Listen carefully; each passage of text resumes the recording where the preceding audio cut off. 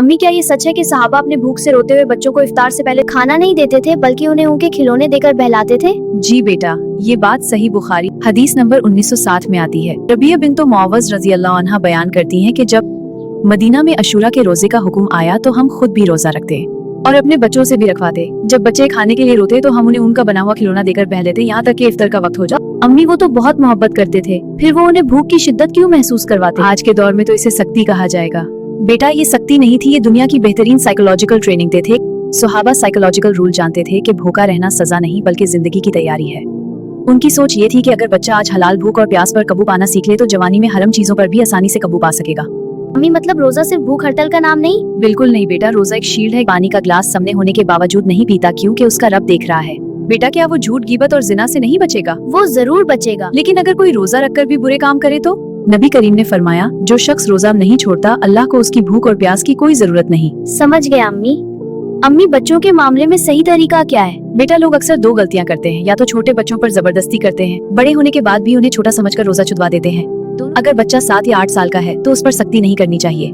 सहाबा का तरीका ये था कि वो बच्चों आदत डलवाते थे, रोजे की मोहब्बत पैदा करते थे। रमजान में बच्चों को अपने पास बिठाते। सहाबा किराम बच्चों को कुरान सुनाते, तफसीर समझाते और बताते कि हम भूखे क्यों हैं। उनके दिल में रोजा का खौफ नहीं, मोहब्बत पैदा करते हैं। अगर बच्चा आधा दिन रोजा रखे तो उसका हौसला बढ़ाते, शाबाशी देते। ये होती है इस्लामिक तरबियत। अम्मी जब बच्चा बालिग हो जाए, जब लड़कों की दाढ़ी या एहतलाम हो और लड़कियों के मखसूस अयाम शुरू हो जाए तो वो अल्लाह के हुक्म के पाबंद हो जाते हैं। जैसे नमाज किसी सूरत माफ नहीं, वैसे ही तंदुरुस्त बालिग इंसान का रोजा भी माफ नहीं।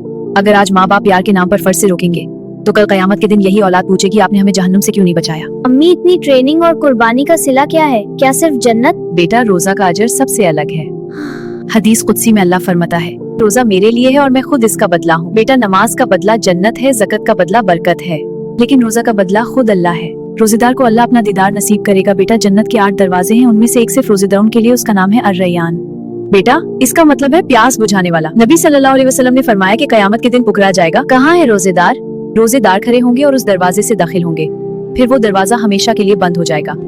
अम्मी अब समझ आया, इस माइंडसेट से सहाबा के बच्चे शेर दिल बने। बिल्कुल बेटा, सहाबा अपनी औलाद को सिर्फ मजबूत नहीं मुताकी भी बनाना चाहते थे। आप खुद भी रोजा रखें और अपने जवान बच्चों को भी रोजे की अहमियत समझाएं। और अगर आप ये जानना चाहते हैं कि रोजा किन चीजों से टूट जाता है, किन चीजों से मकरूह होता है, तो अगली वीडियो जरूर देखिए। लाइक करें, शेयर करें और कमेंट में बताएं आपका सबसे बड़ा सवाल रोजे के बारे में क्या है। अगर आप जानना चाहते हैं कि सहाबा का तकवा कैसा था, रोजा किन पर फर्ज है और किन के लिए अल्लाह ने आसानी रखी है, तो अगली वीडियो मिस ना करें।